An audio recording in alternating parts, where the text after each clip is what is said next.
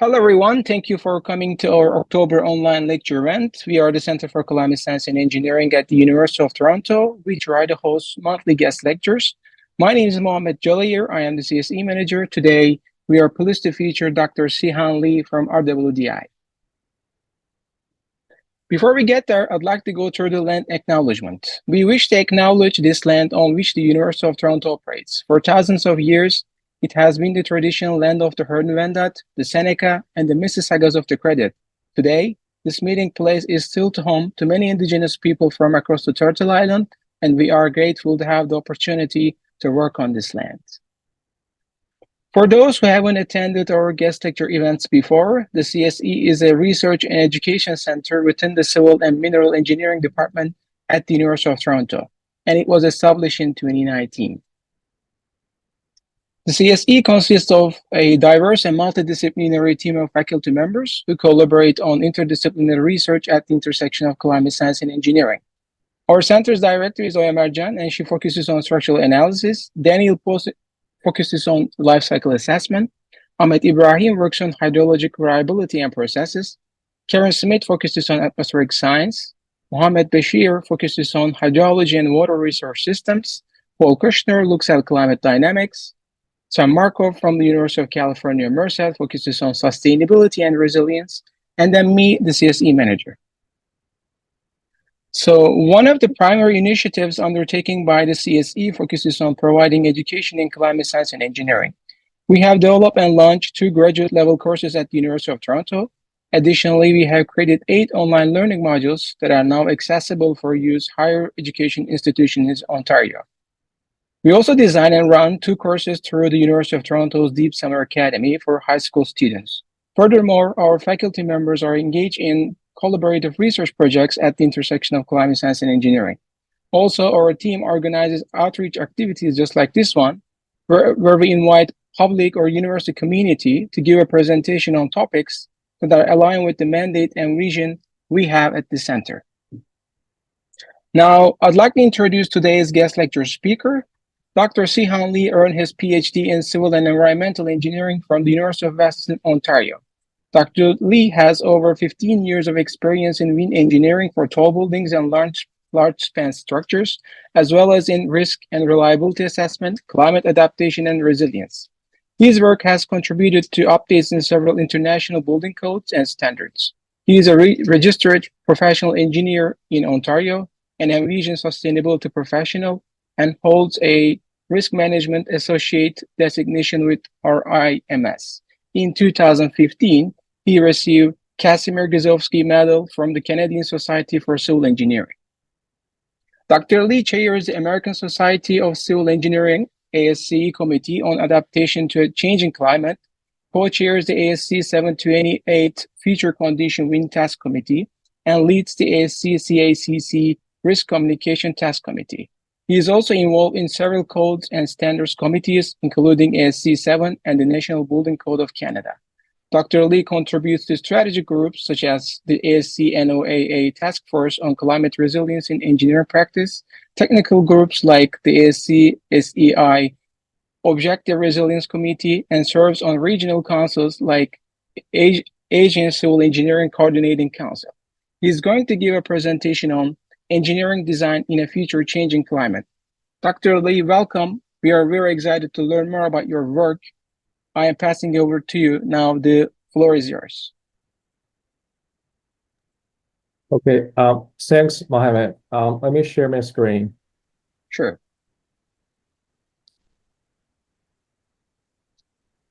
Okay, just let me know if you can see my screen. Okay. Yes, I can see now. Okay, great.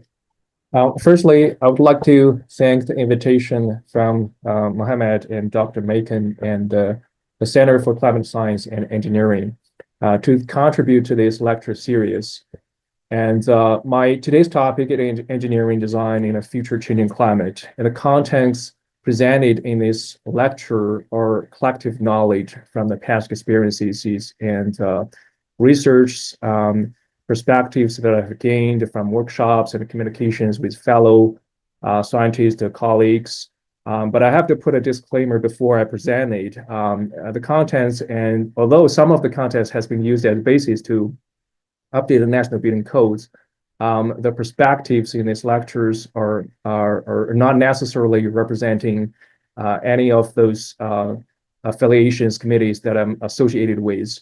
I would, to that end, I would have put any of the content, if that is available from the publications or public resources, I would put a link under beneath of all those figures and numbers that I'm presenting.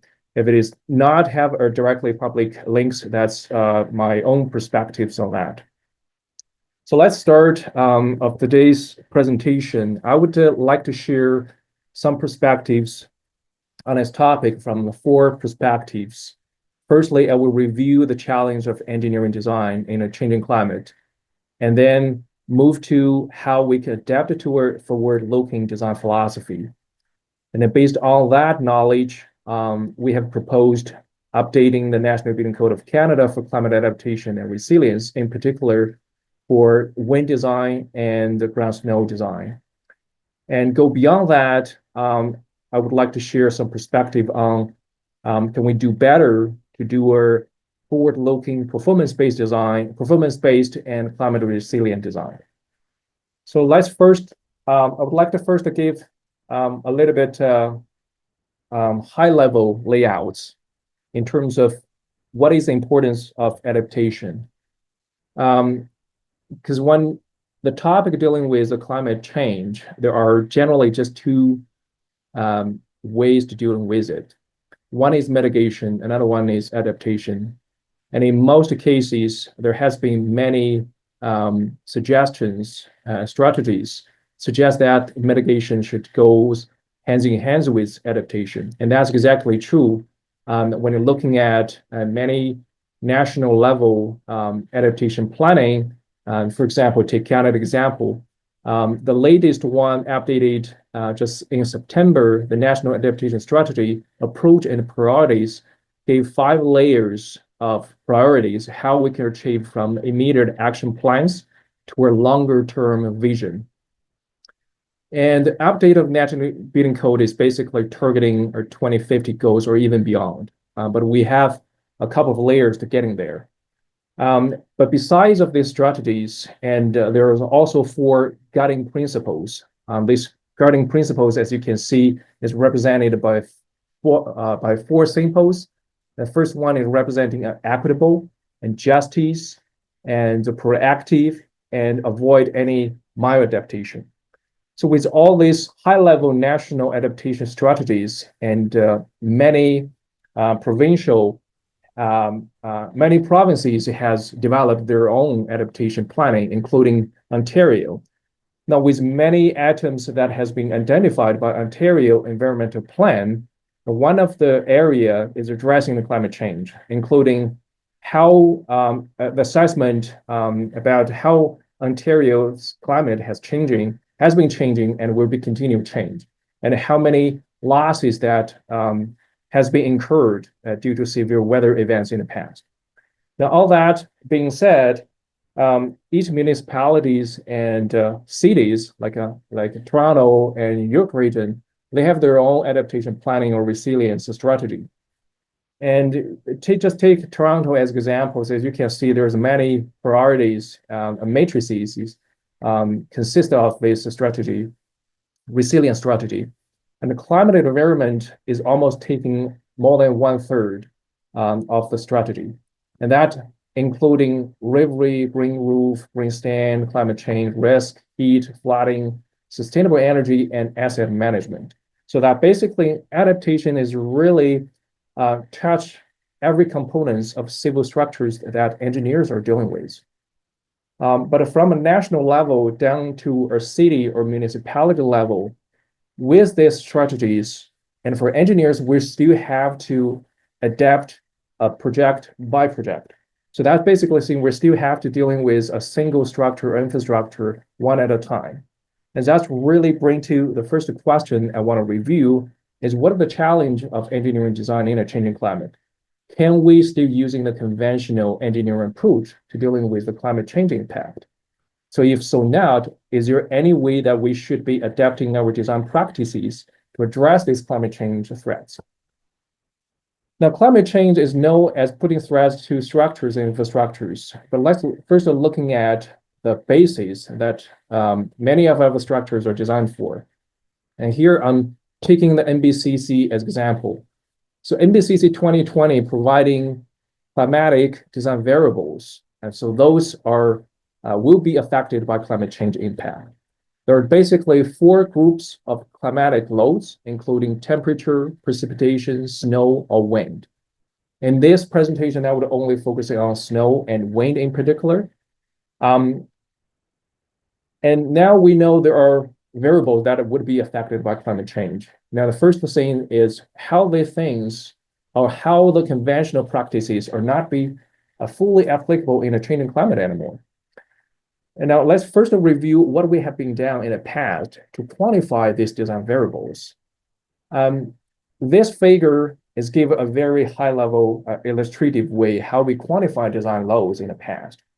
Given that we have a historical data, let's see in the past 50 years or longer, now we have accumulated knowledge of how the climate behaved in the past.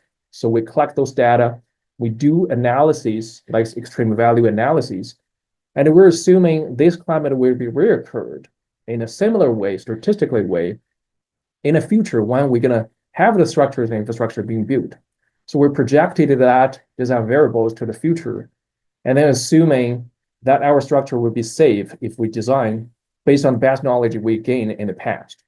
So there's basically heavily 3 implicit assumptions built into this conventional design philosophies. The firstly is the climate is stationary.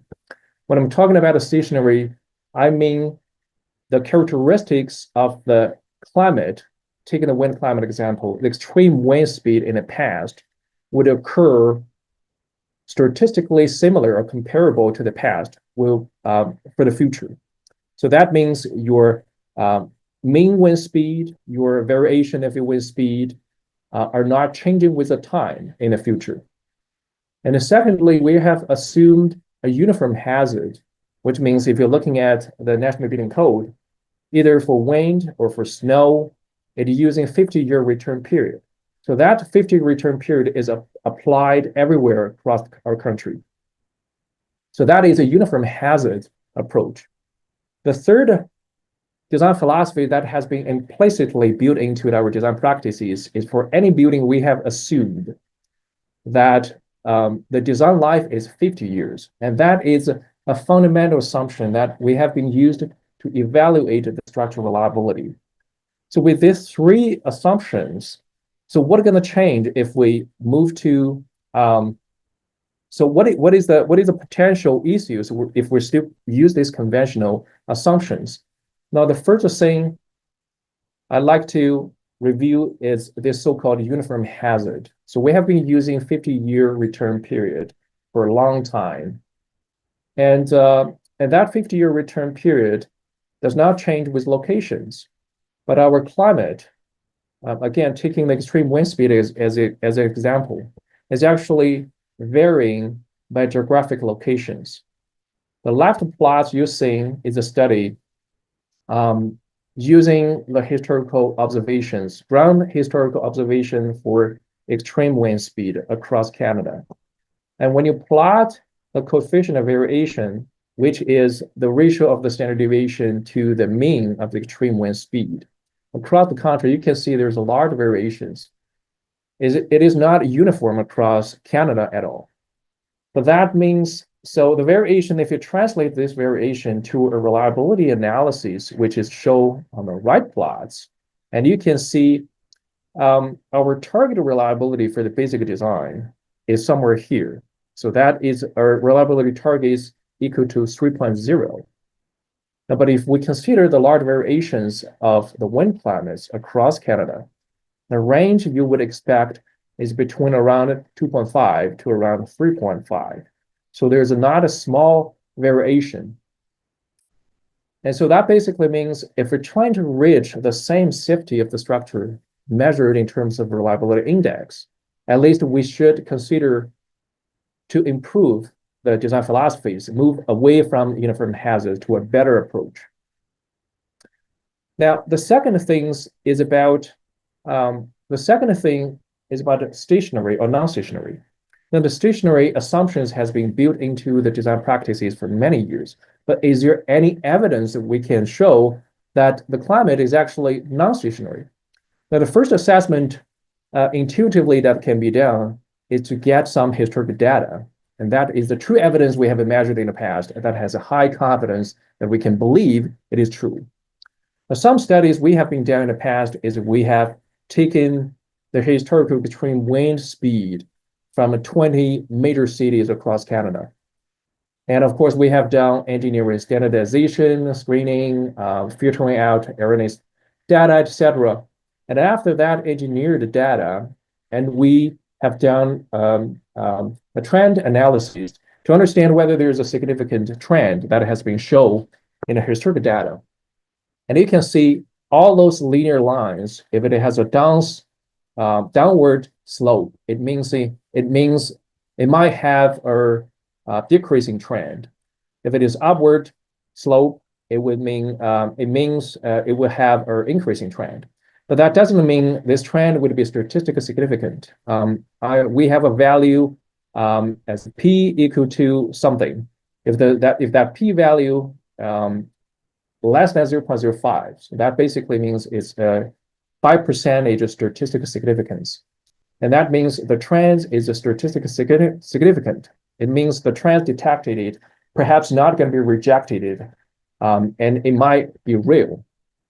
And from this investigation, as you can see, many cities, taking Vancouver as an example, you can see there's a strong statistically significant increasing trend, showing there's a likelihood that there has been increasing trend in the past, and it is real by the real observations.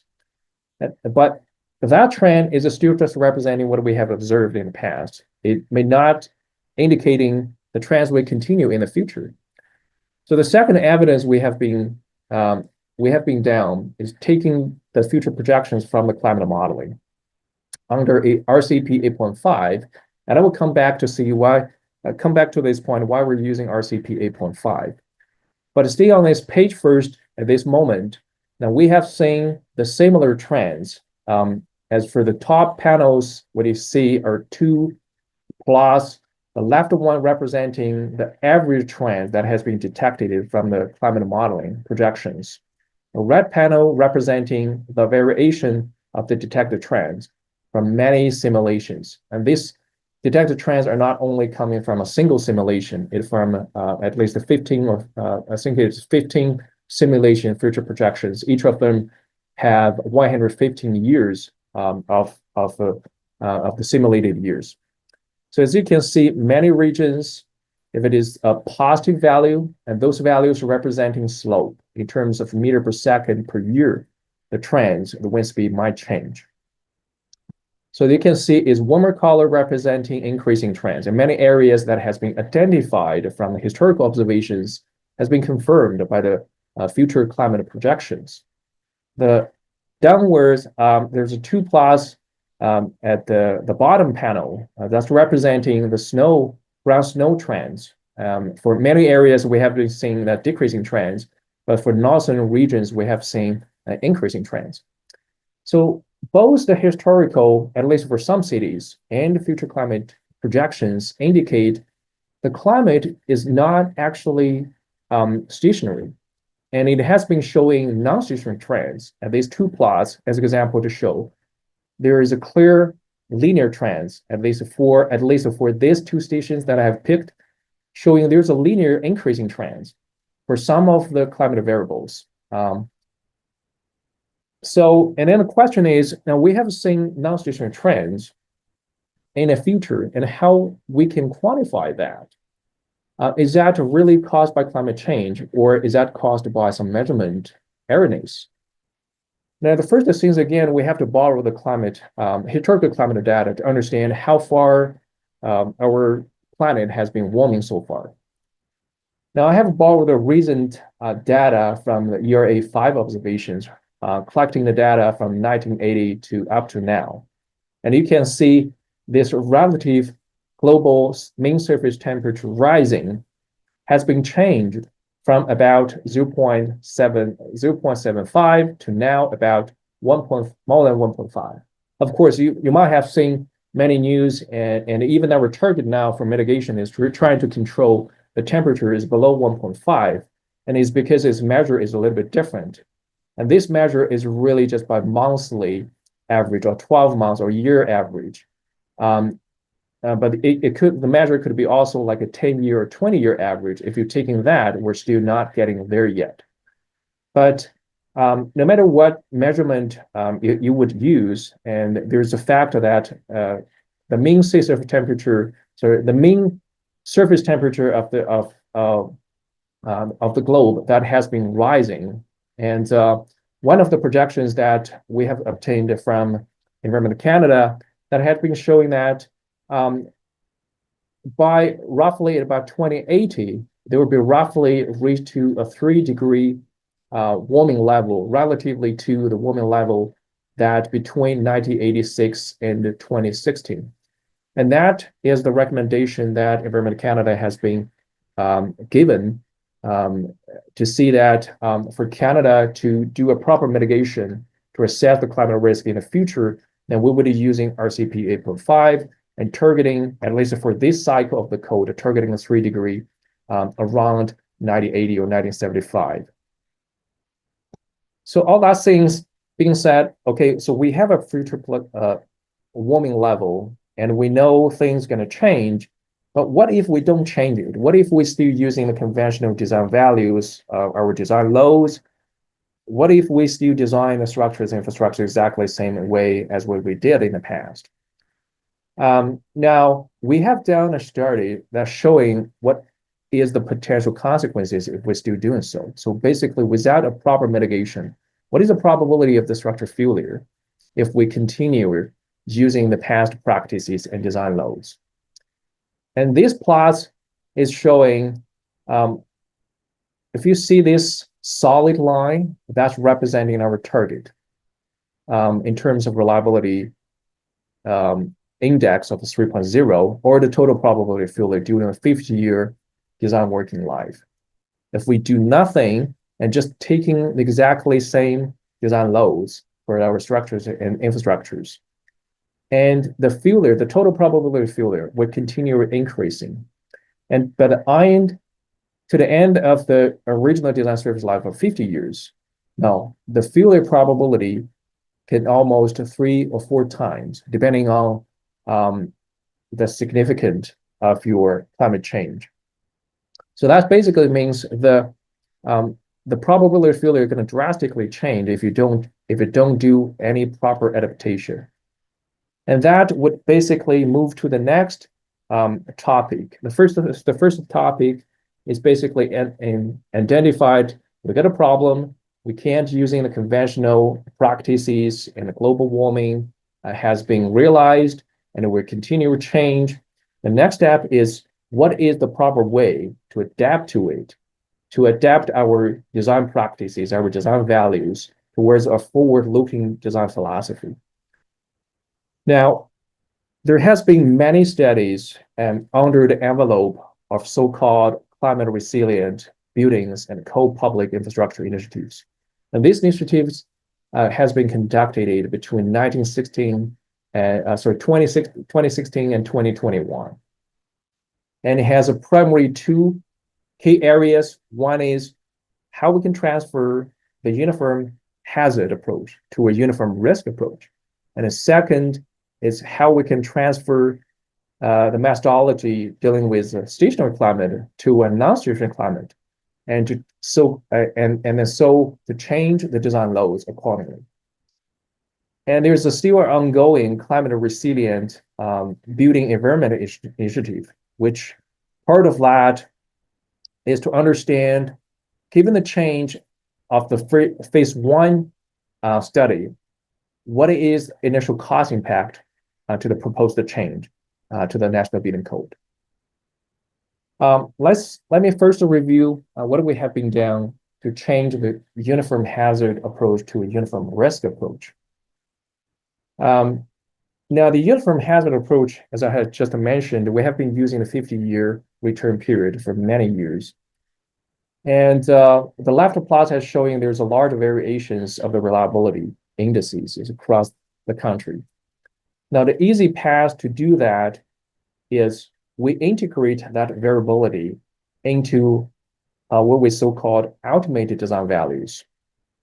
And that through the reliability analysis, you can find if we do so, basically taking a wind design as example, change the 50-year design value to a 500-year design value, and remove the original load factor, 1.4, to make it become 1, to integrating all the variabilities just to a higher return period or antioxidant or very low antioxidant probability, that would drastically reduce the uncertainty in terms of the reliability index. So now the range is roughly becomes roughly, if you see that, so it's about like a 3.2 to about a 2.9 or something. So now it's only become like a 0.1 reliability index variations across the entire country. It is still not collapsed to a single value, but it is a big improvement compared to what we had before. It's probably 0.5 variation around that 3.0 reliability index. Now, similarly, we have done a similar study for the snow, and what we found is the annual probability exceedance of 1/1000 can reach the similar performance for snow.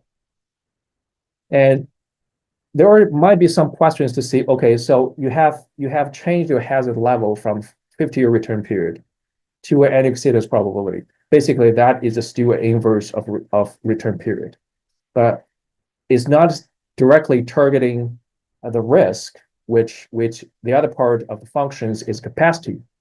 And that's a great question, and I have heard that question many times. So we're getting there. We're not fully getting there yet, but we're getting there. So this is basically a good proof of the first step to get away from 50-year to a higher return period or a lower antioxidant probability is the first step to get to the uniform risk. And I'm going to getting back to this topic, what other steps we can take to get a fully uniform reliability-based design. Now, the second topic is to address the non-stationarity. And taking one example, as you can see, in historical period, we have seen generally the climate can be considered as a stationary.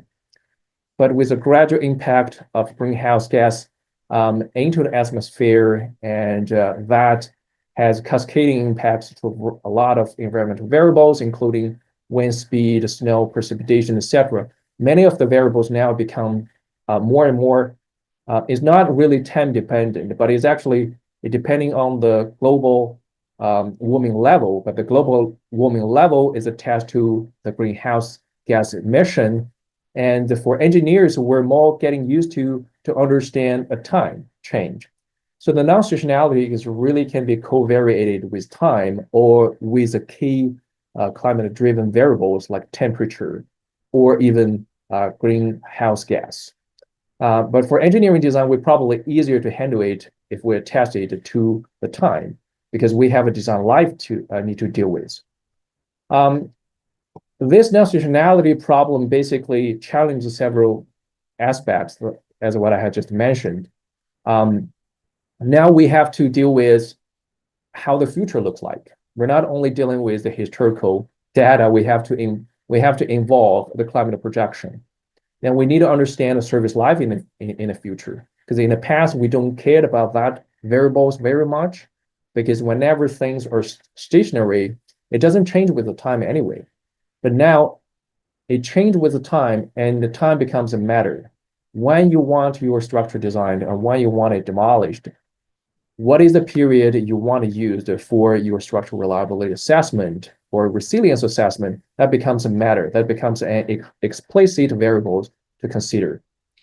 And now the previous return period is not applicable because it's not return anymore. So now it becomes whether we're using the maximum annual exceedance probability or should we using the maximum lifetime exceedance probability. And what terminology is the better for risk communication among the engineering professionals? Now, let's first see what is the problem of still using the return period concept. Now, what is the return period concept first? The return period concept is really the average recursive interval when you're having a threshold value. So what is the average recursive interval given the threshold value?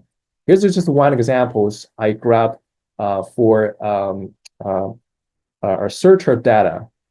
And it's long enough, so it's empirical value, the recursive intervals is close to the 10-year return period.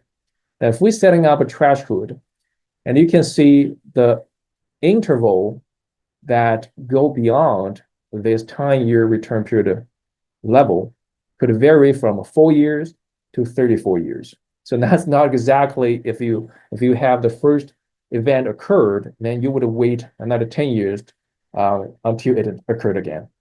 So it really can. So in some extreme cases, if you see these records there, it's just lucky enough, it's not exceeding that. But if I lower down this return period a little bit down, and this interval would be just 1 year. So let's say you have a 9-year return period or something, then you would have 1 year, you have that event occurred, and immediately next year it occurred again.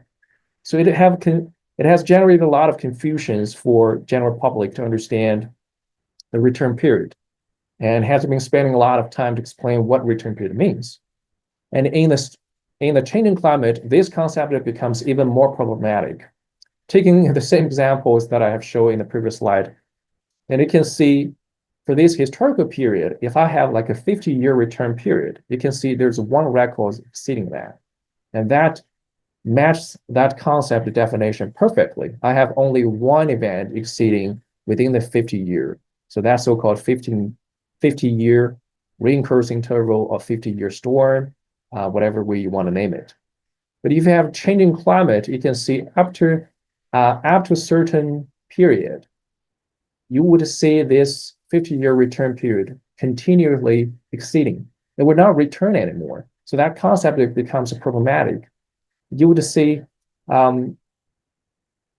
people saying that the 100-year storm becomes now 60-year, becomes 20-year, becomes 10-year. So that becomes a very confusing concept. It will not return in the same way as in the past. So it needs to change this terminology first. And for a non-stationary climate, now the service life becomes another parameter to play. One example here is a vertical line I've shown here. And depending on when your structure want to be designed for, you can have your structure designed for that design life, and you might pick this is your design variables. But if you shifted it to there, and you can see that might be a better design values now you should use. So now it becomes not only non-stationarity matters, their service life or design life matters as well. So seeing that we have several parameters now play into how to quantify the design we should be playing. Now let's review what is the available methodology to change the design philosophies what we conventionally have to a forward-looking design philosophy that incorporating non-stationality. On average, in summary, basically there are 4 groups, basically 3 groups I would say. The first group is we're still using approximated stationary, but in the future period. So we can assume, if I borrow this figure again, we can assume in a small window of period, we still assume climate within that window is a stationary. Although we know compared to the past historical period, it is not stationary because it has shifted it largely from the past climate. But we can still do the analysis in that way. So that's what we call approximated stationary approach. The second approach is called a minimax approach. It is basically, it's minimize the maximum loss or the maximum risk within a period. It has the 2 substitute methodology. One is maximum allowable annual exceedance probability, which is targeting the hazard level. The second one is maximum allowable annual failure probability, which is directly targeting risk. Now, the third methodology called design life level, it also has two subset methodology. One is the static design life level, which is just a fix a period. And the second methodology is dynamic design life level, which can move the design life with the age of the structure. Let me first introduce the approximated stationary approach. And this approach is very easy to apply. You have the climate data, especially in the future, you can grab the data and you can analyze in the same way as a conventional approach. And you just take the ratio of whatever you have the baseline period in the past, and you get the results. But one thing to be noticed when using this approach is you would have your center period. You would have the window, let's say 30 years, for example. The center of that 30-year window have to be at your target year. So you have a 50-year window in the past, and you would have to borrow 50-year data in the future. But of course, the 30-year may not be the best rule, but that's just an example. You would have to borrow some data in the future to be able to better quantify the eventual non-stationary in the future climate. Then the second approach is non-stationary approach. There are many approaches that I have just introduced. Now, are they the similar things or not? So we have done a study to including basically 1, 2, 3, 4, 5 different approaches to compare the difference and similarities of this approach. And what we found is basically, as I just summarized previously, the minimax approach and design life level are generally two distinguished approaches. Other methodologies like expected waiting time or expected number of events are generally very close, as this sensitivity analysis has been showed. Now, let me focus on the minimax approach and the design life level. Why I'm saying they're a little bit different. These two plots are showing conceptually how this approach are doing analysis, how it's measured the risk, and how is it defined, how you should design your structure. Now, assuming we have a design life, the minimax approach are tracking the varying hazards as you see. Now I have this shaded area basically representing or increase the hazards due to climate change impact.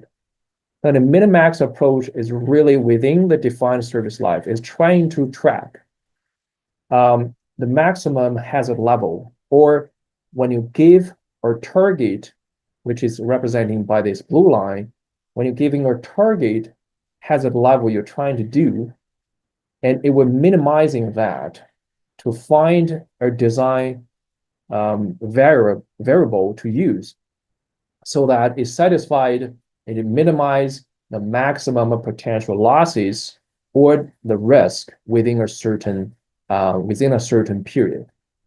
Now, the design level life, if you're taking the static approach, which is similar, you have a window of period and you evaluate it, but rather than evaluating the single exceedings, it's actually evaluating accumulated measure. That could be either life exceedance probability, or you could measure it as total probability of failure.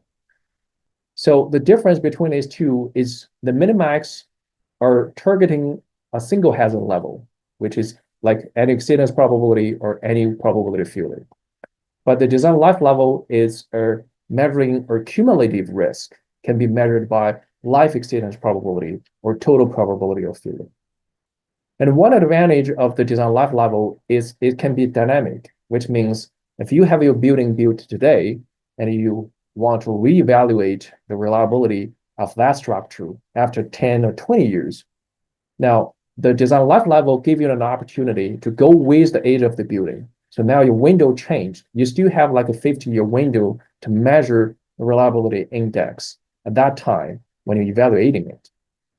But of course, it it would creating a little bit complexity at the design phase because it's a little bit hard to define how long a structure you really want to serve. Similarly, this is just a similar approach, but this one is just targeting the exceedance probability, and another application is targeting the probability of failure. So one is hazard level, another one is risk level. These two methodologies can be applied in both ways, depending on what is a preferred approach. Now, having all these methodologies ready, we have been doing some studies to get the climate projections from Environment Canada, is using the Minimax approach in particular to quantify what is the climate change impact for design wind speed and for ground snow loads.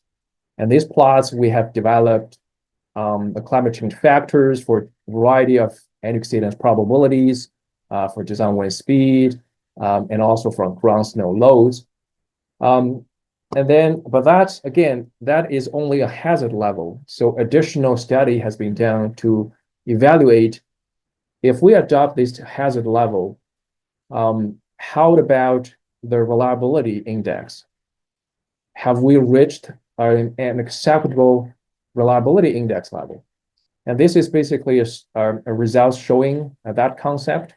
If we adopt the climate change factors or future design values directly from Minimax approach, and using that approach to evaluate their structural reliability.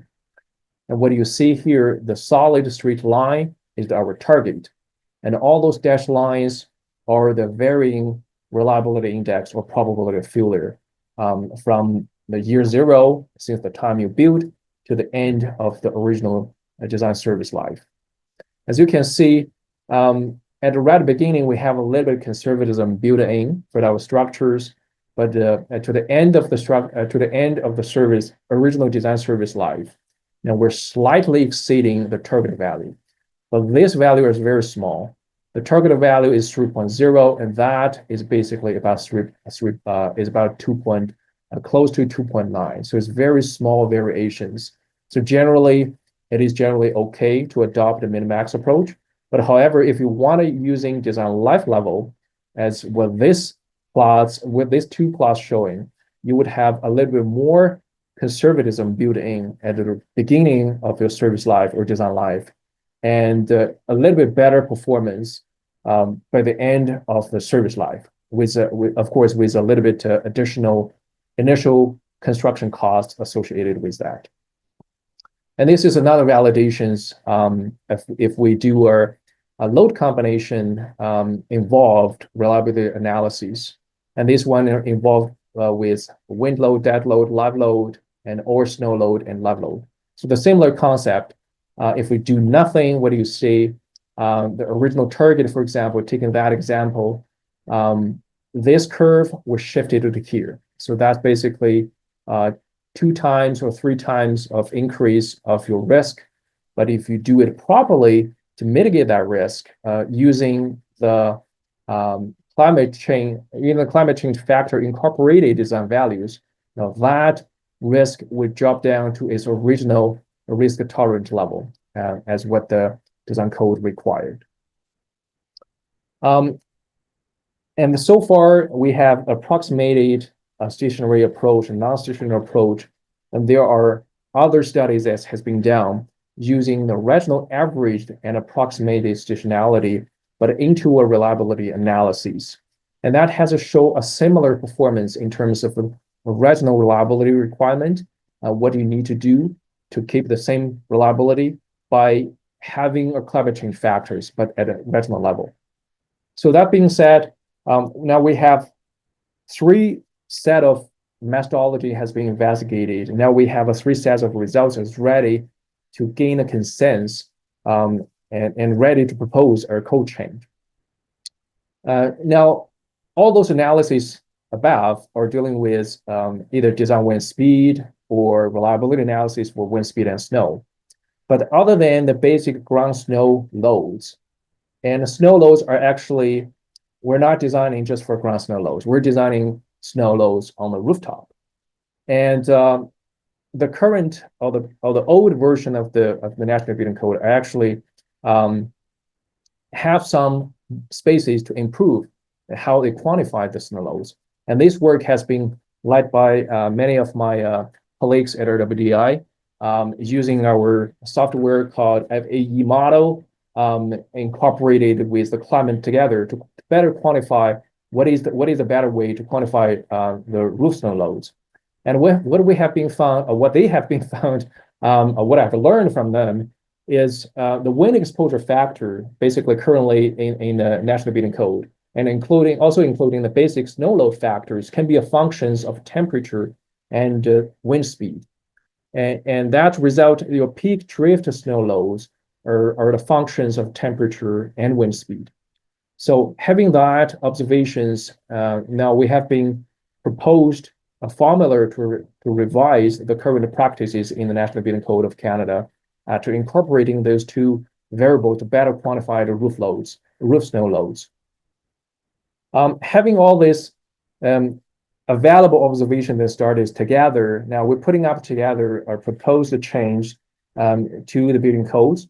The first thing is to change the 50-year return period. So replacing the terminology 50-year return period by exceeding probability. Change from a 1/50 exceeding probability to what we so-called ultimate exceeding probability. For wind, that would be 1/500. For snow, would be 1/1000. And so that helps us to transit from uniform hazard approach close or towards a uniform risk approach. And a second change would be incorporating the climate change factors into the design variables for wind and snow and other variables as well. Although we have the climate change factors for across the entire country, but we have been taking the suggestions from Environment Canada that the climate modeling itself has a large uncertainties due to a variety of the parameters getting to the climate modeling. So we're taking an approach, we're taking the provincial or regional average values as the first step.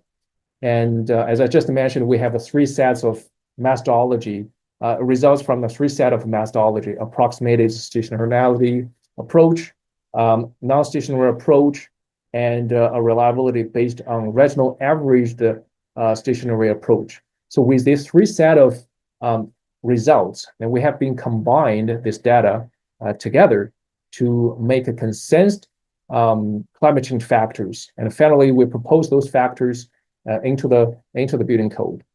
For majority of the areas in Canada, for wind pressures, that's a 5% increase.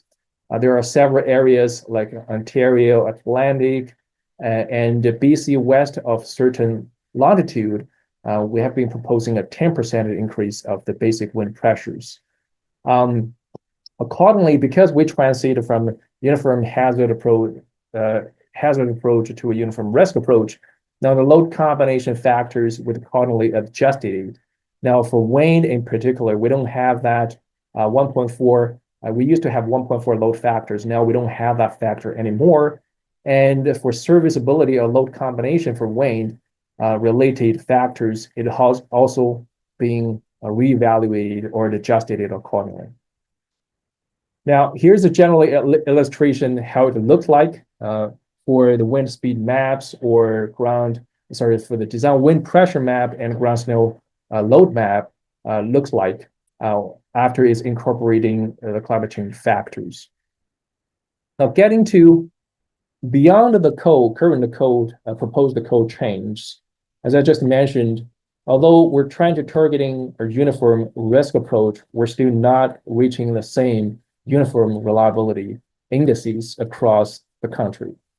Now, there's a couple of things that we actually can do to result in this, the uniform risk, the uniform reliability indices. And what it simply can do, it just further incorporating the variation of the climate, which is measured by the coefficient of variation, into an additional factor. So this additional factor would take into account the variability of the coefficient of variation of the climate, either wind climate or snow climate. In this case, it is a wind climate. So with this additional factor, as what you can see now, the risk for particular wind load and dead load combination, it becomes a constant reliability index. So in that way, we can eventually result in a uniform reliability targeted design. But that would be, I think that would be the future step for the possible change update to the code. And another explicit or implicit variables is the service life. Now, we have been using 50 years in the past for many years, but the actual survey data has told us our buildings can be much longer than 50 years. It could be 100 years or even 150 years old. And 50 years has been used to evaluate the reliability index. But that doesn't mean if we know the building would serve or designed to serve is much longer than 50 years, we should still design that for 50-year targeted reliability indexes. And to do that, to directly incorporate their service life into the reliability analysis, and there have been some studies have been done to show we can make the service life become an explicit variable to come out additional factor to directly build into at the design stage to make your design is more resilience targeted. So you know exactly what climate you design for, you know exactly how long you design for, it's longer than 50 years, and you get the same reliability index for that particular structure or infrastructure. And there are other possible variables that can be incorporated into the design as well. And just take the design wind as examples. For wind design, we have been assuming 1 hour windstorm duration for all the design we have been designed for up to days. But there have been studies that has been showing that the design, the actual windstorm can be much longer than 1 hour. It could be 2 hours for very long, for very small exceedance probability, or it could be much longer, up to like 6 or even 10 hours for relatively big exceedance probability. And that hasn't been fully incorporated into the design practices. But I believe for resilience and design of performance-based design, and this might be one parameters that we need to consider in the future. And if you still recall for the previous slides that the Toronto resilience assessment or the strategy, the renewable energy has been identified as one of the key area. And renewable energies that has been considered as a critical way for sustainability and climate change mitigation in the past. But the climate change actually can impact renewable energy as well. And this study, I have shown the possible or the probable wind energies across North America can be affected by climate change under RCP 8.5. Not only the availability of energy, but its seasonality could be also affected. And also its safety in terms of wind turbines could be also affected. So that's basically saying now for past practices, we might consider all these engineering practices in each silos, wind energy and the design safety and mitigation of sustainability. But now we would have to do a more holistic assessment to consider the sustainability, adaptability, resilience, not only for the typical structures, but also for renewable energies such as wind energy, as example. To ramp up what I have shared, these perspectives, there's 5 key points to take away today. The first one is adequate adaptation is required in engineering design to ensure structural reliability and climate resilience. The second point is in a non-stationary climate, the return period becomes problematic and can be misleading in risk communication. And communicating risk in terms of probability of exceedance is more adequate. For practical simplicity, the building code is proposed to be updated by incorporating climate change factors directly into the the climate change, the climatic design laws to address climate change impact. And the fourth point is about forward-looking performance-based climate resilient design should consider the service life, the geographic variability of the climate, and duration of the climatic loads, which are implicit assumptions in the conventional practices. Now you would likely to consider them as explicit variables in your design. The fifth point is renewable energy infrastructures used for mitigation can also be impacted by climate change, which requires risk assessment to ensure the proper adaptation and avoid maladaptation. And that's all I have today. I want to share with you. I'd be happy to take any questions or any comments.